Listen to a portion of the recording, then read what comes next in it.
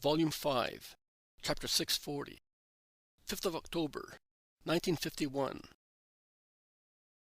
The Two Shrouds of the Lord. It is night time. The moon, at her highest point, with her silvery light, illuminates the whole of Gethsemane and the little house of Mary and John. Everything is silent. Even the Kidron, which has become a fine stream of water, makes no noise. All of a sudden, a rustling of sandals can be heard in the deep silence, and it becomes more and more distinct and closer, and with it the whispering of some deep masculine voices. Then 3 people appear from the clump of trees, and they direct their steps towards the little house. They knock at the door. A lamp is lit, and a faint flickering light filters through a fissure in the door. A hand opens it. A head looks out. A voice, John's, asks, "Who are you?" "Joseph of Arimathea. And with me are Nicodemus and Lazarus. The hour is indiscreet, but prudence has forced it on us. We have brought something for Mary, and Lazarus has escorted us. Come in. I will go and call her. She is not sleeping. She is praying up there, in her little room, on the terrace. She likes it so much," says John, and he quickly climbs the little staircase leading to the terrace and to the room. The 3, who have remained in the kitchen, speak to one another in low voices, in the faint light of the lamp, gathered near the table, still enveloped in their mantles, with the exception of their heads, which they have uncovered. John comes back in with Mary, who greets the 3, saying, "Peace to all of you." "And to you, Mary," they reply, bowing. "Is there any danger? Has anything happened to the servants of Jesus?" "Nothing, woman. We have decided to come to give you a thing that, now we know for a certainty, but we had already had a foreboding of it, you wish to have. We did not come sooner, because there has been a contrast of ideas among us, and also between us and Mary of Lazarus. Martha has not declared her opinion on the matter. She only said, 'The Lord, either directly or by inspiring other people to speak, will tell you what to do.' And actually, we have been told what to do. And that is why we have come," explains Joseph. "Has the Lord spoken to you? Has he come to you?" "No, Mother. He has not come any more, after his ascension to heaven. Previously, yes. He appeared to us, and we told you, in a supernatural way, after his resurrection, in my house. On that day he appeared to many people, at the same time, to give proof of his divinity and of his resurrection.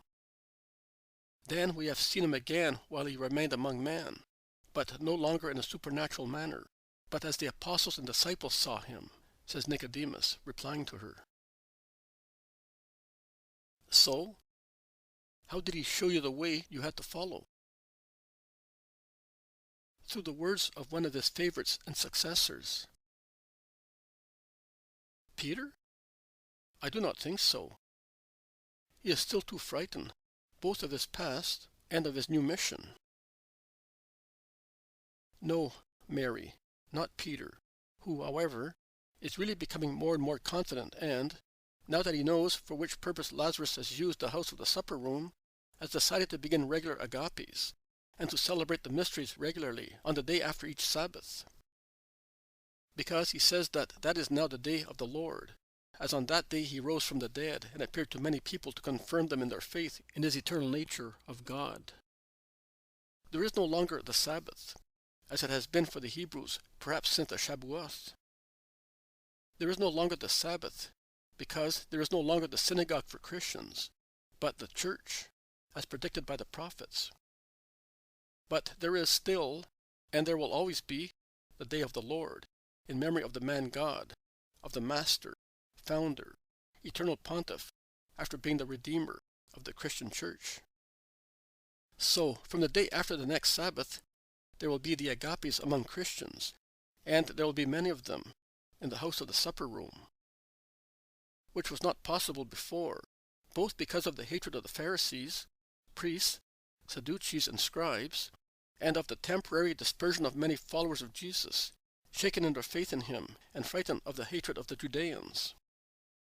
But now, those who hated us, both because of their fear of Rome, that has found fault with the behavior of the proconsul and of the crowds, and because they considered the excitement of the fanatics to be over, that is how they define the faith of the Christians in Christ, owing to the momentary scattering of the believers, truly of a short duration, and now completely over, because all the sheep have gone back to the fold of the true shepherd, are not keeping such a watchful eye on us. I should say that they take no interest in it, as if it were a dead matter that had come to its end. And that allows us to assemble for the agapes. We want you to be able, also with regard to the previous one, to have this souvenir of him to be shown to the believers, in order to confirm them in their faith, without it grieving you too much. And Joseph hands her a bulky roll, that, enveloped in a dark red cloth, he has held, so far, concealed under his mantle. "What is it?" asks Mary, growing pale. "His garments, perhaps? The one I had made for him for—" "Oh," she says, weeping. "At no price could we find them any more. Who knows how and where they ended up," replies Lazarus. And he adds, "But this is also his garment, his last one. It is the clean shroud in which the most pure Lord was enveloped after his torture and after the purification, although hurried and relative, of his members soiled by his enemies, and the summary embalming. When he rose, Joseph took both away from the sepulchre and brought them to us at Bethany to avoid any sacrilegious abuse of them. Jesus' enemies will not dare too much in Lazarus' house, and less than ever since they heard that Rome censured the action of Pontius Pilate. Then, after the first days, the most dangerous ones, we gave you the first shroud, and Nicodemus got the other and took it to his country house." "Really, Lazarus, they belong to Joseph," remarks Mary. "That is true, woman. But Nicodemus' house is out of town, so it does not strike the eye so much, and it is safer for other reasons," Joseph replies to her. "Yes, particularly since Gamaliel, with his son, pays frequent visits to it," adds Nicodemus. "Gamaliel?" exclaims Mary, much surprised. Lazarus cannot help smiling sarcastically when he replies to her. Yes, the sign, the famous sign that he was waiting for, to believe that Jesus was the Messiah, has shaken him. No one can deny that the sign was such as to crush even the hardest heads and hearts and make them surrender. And Gamaliel was shaken, crushed and demolished by the most powerful sign, more than the houses that collapsed on Preparation Day, while the world seemed to perish with the great victim. Remorse has torn him more than the veil of the temple was torn, the remorse for never having understood Jesus for what he really was. The closed sepulchre of his spirit of an old pig-headed Jew has opened, like the tombs that let the bodies of the just appear, and he is now anxiously seeking truth, light, forgiveness, life. The new life. The one that only through Jesus and in Jesus can be obtained. Oh, he will still have to work hard to clear his ancient ego completely of the rubble of his past ways of thinking. But he will succeed. He is seeking peace, forgiveness, and knowledge. Peace for his remorse and forgiveness for his stubbornness. And full knowledge of him whom, when he could, he did not want to know fully. And he goes to Nicodemus to reach the aim that he is now determined to reach. "Are you sure that he will not betray you, Nicodemus?" asks Mary. "No, He will not betray me. After all, he is a just man. Remember that he dared to impose himself on the Sanhedrin during the infamous trial, and that he openly showed his disdain and disgust towards the unjust judges, by going away and by ordering his son to go away in order not to be an accomplice, not even by a passive presence, in that supreme crime. That with regard to Gamaliel. Then, with regard to the shrouds, since I am no longer a Hebrew, and consequently no longer subject to the prohibition of Deuteronomy concerning carved images and castings, I was thinking of making a statue of Jesus crucified, as best I can. I will use one of my gigantic cedars of Lebanon, and of concealing one of the shrouds inside it, the first one, if you, Mother, will give it back to us. It would always distress you too much to see it, because the filthiness with which Israel struck the Son of its God is visible on it. Further, certainly because of the shocks it received when descending from Golgotha, shocks that continuously shifted that tortured head, the image is so confused that it is difficult to distinguish it. But that cloth, although the image is confused and it is dirty, is always dear and sacred to me, because on it there is always some of his blood and perspiration. Hidden in that sepulchre it will always be safe, because no Israelite of the high caste will ever dare to touch a sepulchre. But the other one, the second shroud, which was on him from the evening of preparation day until the dawn of the resurrection, must come to you. And I am warning you, so that you may not be too deeply moved in seeing it. And you must be informed that the more the days passed, the more clearly his image appeared, as he was after being washed. When we collected it from the sepulchre, it seemed that it simply retained the impression of his members covered with the oils, and, mixed with them, the drainage of blood and serum from the many wounds. But either through a natural process or, which is much more certain, by a supernatural will, a miracle of him to give joy to you, the more time passed, the more precise and clear the impression has become.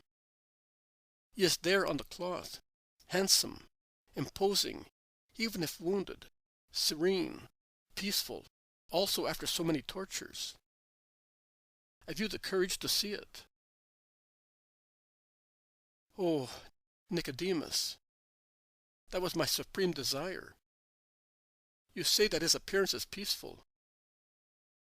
Oh, to be able to see him thus, not with the tortured expression that is on Nike's veil, replies Mary, joining her hands against her heart. Then the four shift the table to have more room.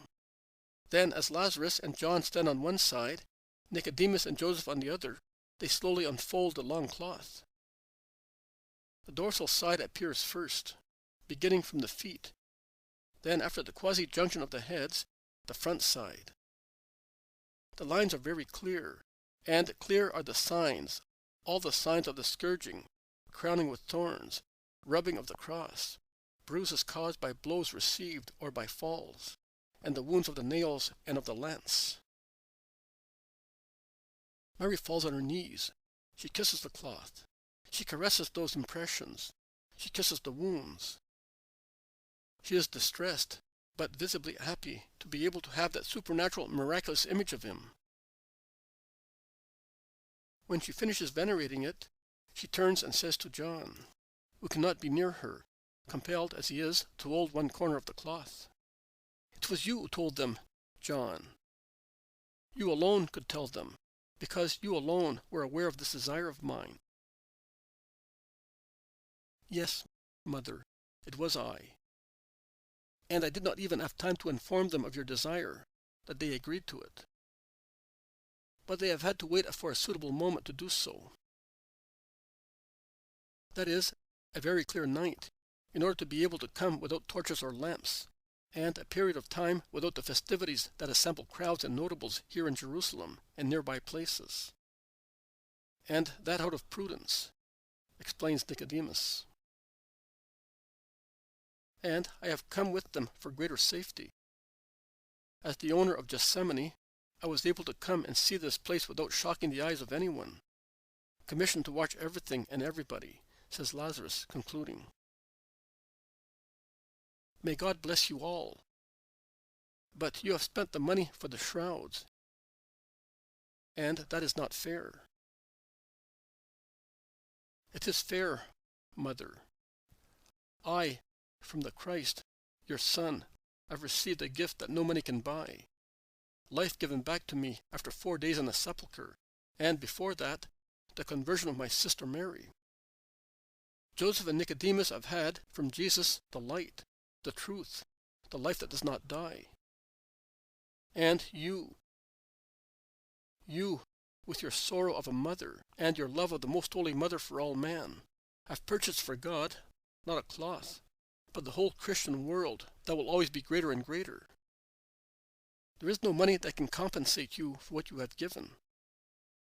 So take this at least. It is yours. And it is just that it should be so. Also, Mary, my sister, thinks so. That has always been her opinion, since the moment that he rose, and, even more, since he left you to ascend to his Father. Lazarus replies to her. Then let it be so. I will go and get the other one. It, in fact, grieves me so much to see it. This one is different. This one gives peace. Because here he is serene, in peace by now. In his mortal sleep, he already seems to be feeling the life that is coming back, and the glory that no one will ever be able to strike and demolish. I now wish nothing else, apart from being reunited to him. But that will happen when and as God has predisposed. I am going. And may God give you 100 times as much joy as you have given me.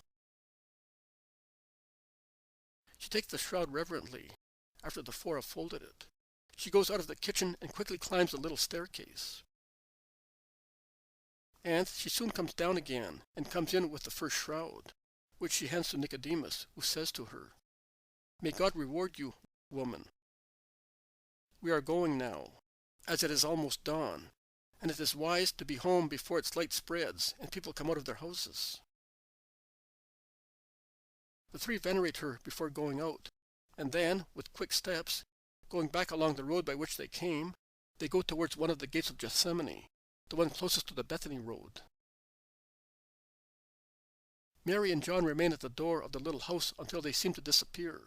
They then go back into the kitchen and close the door, speaking to each other in low voices.